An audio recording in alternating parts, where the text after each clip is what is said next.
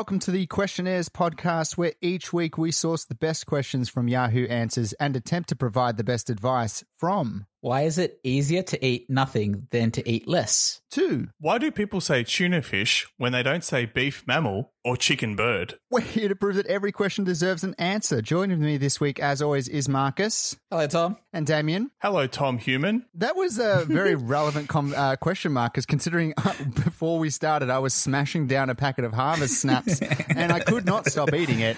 So it would have been easier if I never started eating the actual bag because I was just a machine, an eating machine. That's the slippery slope, isn't it? Once you pop, you cannot stop. But here's the other thing, right? I've seen like diets that say like it's all about like portion control, and they say why not try eating with smaller utensils? And it's like, I don't care if you give me a toothpick to eat a packet of Doritos, I'm still going to eat that whole packet. It's not the toothpick's not going to stop me.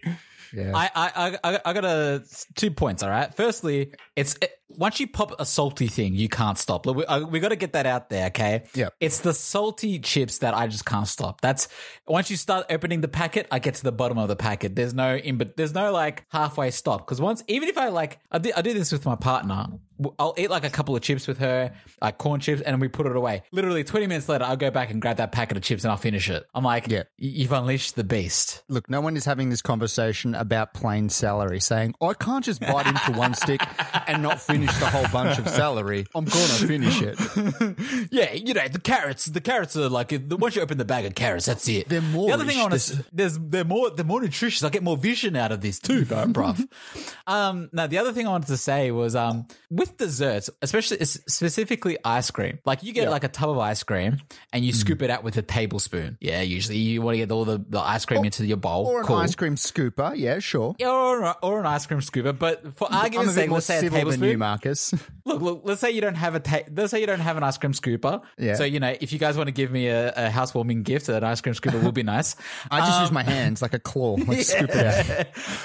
So my question to you... I thought Tom would use his father-in-law's crane to scoop out ice cream because it's just sitting in the backyard. We got rid of the crane. If it was still here, I would. But we use the tablespoon, obviously, to get the ice cream out of the tub. I like using a teaspoon to eat my ice cream. My partner obviously just prefers using the tablespoon. But she always asks me, she goes, why do you want the teaspoon? Like, it's a spoon. It's going to get into your mouth anyway. Who cares? My argument is I enjoy it more with a teaspoon. So that's like the tiny cutlery thing that Damien was saying. Eating it with smaller cutlery. I'm also an eater of ice cream with a teaspoon, and I would think when you go to ice cream places, they give you a little fucking stick these days. Like, they give you the smallest utensil ever to eat it. So if anything, the teaspoon is more similar to that. Yeah. All I'm going to say is I'm banned from eating ice cream with a teaspoon because I bent all the nice spoons eating ice cream with teaspoons in the house. So right. Turn your freezer down. We could move on from this. This is a whole topic. It's a touchy subject. Yeah. Are we living with someone who's got telekinesis or like psychic powers? They're bending spoons everywhere. No, Damien just eats a lot of ice cream. Yeah, he's Alakazam from Pokemon. Yeah. I just have the worst superpower, and it's bending spoons while eating ice cream. I didn't know we were hitting a soft spot, or in your case, the ice cream's not soft and it's a hard spot. So. Yes. We need to move on. Let's move on. Let's move on to what we're here to do, which is answer questions from the website Yahoo Answers. It's what we do each and every week. We find questions, we try to provide advice to these people and help them on their way. That is how the show works. The other thing we do is we choose a theme each week to name the question askers, and it's my theme this week, which I totally knew about the whole time, and I had this thing ready to go. Didn't just think of it last minute. And the theme this week is going to be your favorite flavor of potato chips. Okay. All right, yeah. I'm so glad you didn't say favorite utensil, because I would have been like, oh, that's bottom of the barrel right there. That's scraping the bottom of the barrel with a teaspoon, and it will bend. It definitely will bend. That's right. Yes. All right. I'm going to go with mine, and it is just... it's probably your green packet of Doritos, just your salty Doritos. Yeah. Original Dorito. Yeah. Dorito. Oh, geez. So Dorito writes in, am I a bad person for refusing to RSVP to my sister's wedding? So my sister is getting married next February, destination wedding, no less. Anyway, because of the pandemic, her venue has made her cut down on guests. As a result, she's sending out re-invites, but in order to figure out who to invite and who to cut, she's asking asking all confirmed guests to submit 250-word essays to 2 questions.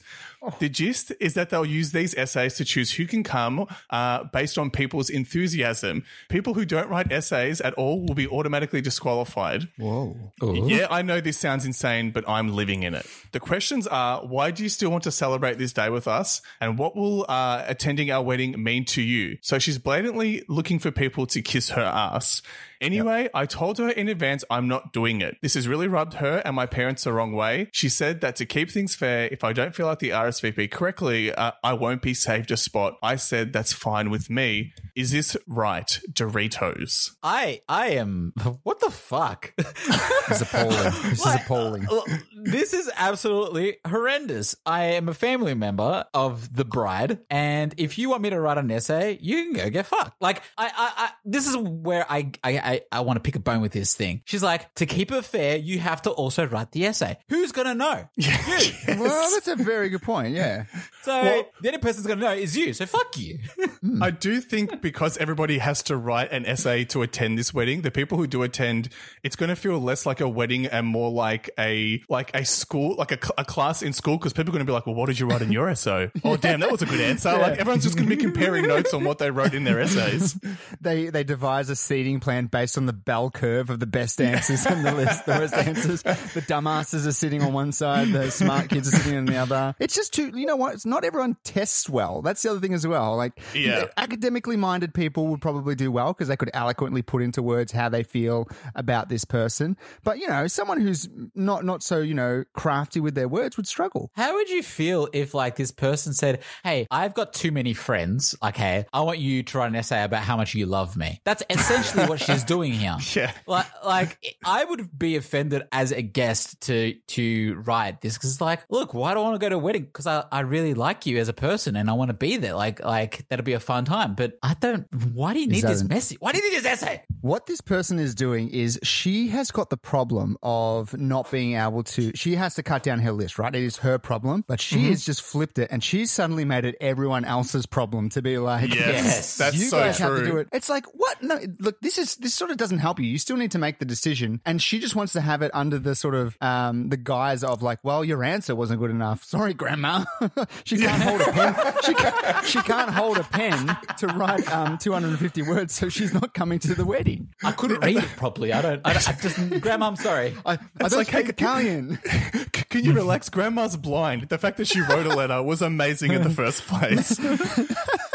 The thing that annoys me about this essay is like, surely, because it is a destination wedding, surely paying for flights and getting a hotel and like traveling for the purpose of this wedding is enough of a commitment. Like, why would you need to write a 500-word in total essay to illustrate that this wedding means something to you? Oh, completely. The guests are doing enough by even showing up. You know what I mean? Like, they're out of pocket. What if they have actually like booked flights as well? It's just like, I'm sorry, you didn't make the cut. You got a D+, and that's not acceptable. Let's say in this scenario, I mean, we all have siblings. Our brothers hit us with this and they say, look, if you want to attend my wedding and I want to keep things fair, you have to write these essays. What are you guys going to do? Are you going to write an essay or are you going to just cop it and not go? I honestly feel I'll write something because I'm a wordy person or whatever it is, but it'll be insults the whole way through. Like, why are you making me, your brother, who's a part of, like, I'm assuming a part of the bridal party. Maybe this person isn't, but I'm a part of the bridal party. Why are you making me write the essay? I'm your brother. I'm family. I'm blood.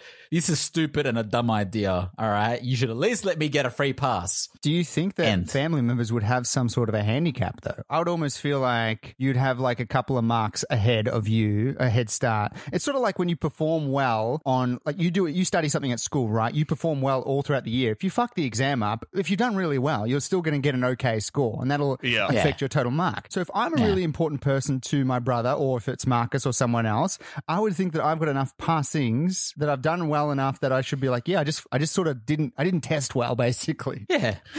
I agree with that, but I think that's how a rational person would score the essay, but this person who sent out the essays are not rational. But in this situation, I think I would just write "I'm your brother" and copy and paste that until it equaled 250 words. Because like that's all I need to say. I filled the work quota. You didn't say I can't repeat myself. So yeah, exactly. Loophole, baby. I think that is the way to go. I want to also touch on the subject that the parents are shitty that the brother doesn't want to do it. I feel like the parents are shitty because they have to listen to the daughter. They're just like, Michael, can you just fucking do it so we don't need to listen to her? Like, it'll get this wedding done. It'll get it over. Yeah, like fucking hell. Like, just get it done. Like, do whatever. Like, who cares? Just do something.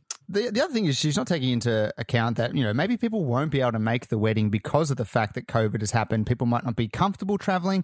People might not be financially comfortable with traveling. People might need to back out as it is. I think it's almost like you need to sort of wait and see what happens to be like, oh, guess what? So-and-so can't make it. You only need to then cut 10 people instead of 25 people. Yeah. There is also the problem of, and the wedding hosts have failed to acknowledge this thing, is that in my uni days, I left every essay until the night before. So in this case, if you left it the night before the wedding, you're going to get a lot of late essays and a lot of late RSVPs. Well, there's got to be a submission date, I guess, just like a good essay. And I wonder, do you need to do bibliographies as well? Do you need to worry about what type of bibliography you're doing? Doesn't need to be Cambridge style. Tom, in my uni days, dates did not stop me because they'd be like, you lose 5% for every day. And I'd be like, I could lose about 15%, but I still won't fail. Then you send the essay. I'm going to 100% it anyway. I was going to ask though, what if you have like a friend that you really want to come, like this person's like an absolute like killer on the dance floor. They always have a good time. And they don't write, like they say to you, no, we want to come. We just don't, we just haven't got time to fill out this essay. Now, do you like give them a free pass, or it's just like, well, you're my best friend. I want you there. I really want you there, but you didn't do the essay. I'm sure this person would be the type of person to be like, hey, I'll give you a get out of jail free card. You'll be coming. Don't worry about it. She's definitely the type of person that would let her day ones into the party without an essay. Yeah, definitely. I think her relationship with her sister just isn't that good, which is why she's happy to cull her from the list if she doesn't write the essay. Now, into the business end of this question. Earlier today, I actually asked you guys a question not too dissimilar from what this wedding person did. And I asked you guys to imagine a scenario where for some reason, one of you guys had to be cut from the questionnaires, from hosting duties, essentially. And the only way to keep your spot on the show was to write in 25 words or less why you should continue to be a host of the questionnaires. Now, earlier today, I didn't tell you why, but now I can actually divulge. I can divulge why I asked this essay from you guys.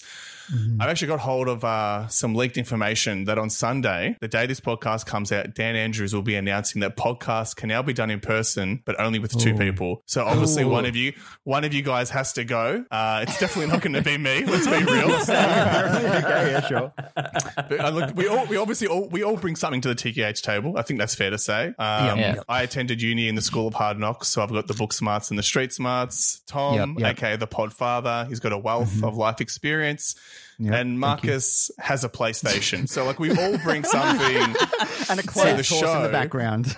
And a clothes horse in the background. That's it. You got to hang your clothes somewhere, guys. Of course. But in this scenario, I got you guys both to write an essay if you had to plead for your spot on the show. So I'm going to throw it to you guys. You can pick who goes first, and I will make my decision who will be my co-host if that Sunday leak turns out to be true. All right. So, Marcus, I know that you were begging me to go first on this one. So I think ladies first, Tom. So I insist you have to go first. So I just want to stipulate that this is 25 words. I am in Microsoft Word, and Microsoft Word counts words. So it does say 25 words. So I'll start it off now. Okay. Yep. So 3/4 a cup of butter, half a cup of sugar, cup of brown sugar, eggs, little vanilla extract, half a cup of peanut butter, some baking soda, some salt, flour, oats. I edit. And that was the ingredients for my world's best peanut butter slice. And then I had enough words to spare to just say that, I do a lot of the lifting of this show. Wow. Okay. Don't know how I feel about that one. It was kind of an insult to the two of us. Anyway, but Marcus, what is your rebuttal? All right, here's my rebuttal. All right. I grew up on the crime side, the New York Times side. Staying alive was no jive. Cream. Oh, no. Get the money. $1 bill, y'all. So, okay. Wow. This makes so much sense because today I was on Spotify and do you know you can see what people are listening to? I saw Marcus was listening to Wu-Tang and I was like, why is Marcus listening to Wu-Tang? Now I know why. It's because he was plagiarizing lyrics from Wu-Tang and putting it off as his essay. Oh, boy. Now, hold on. You know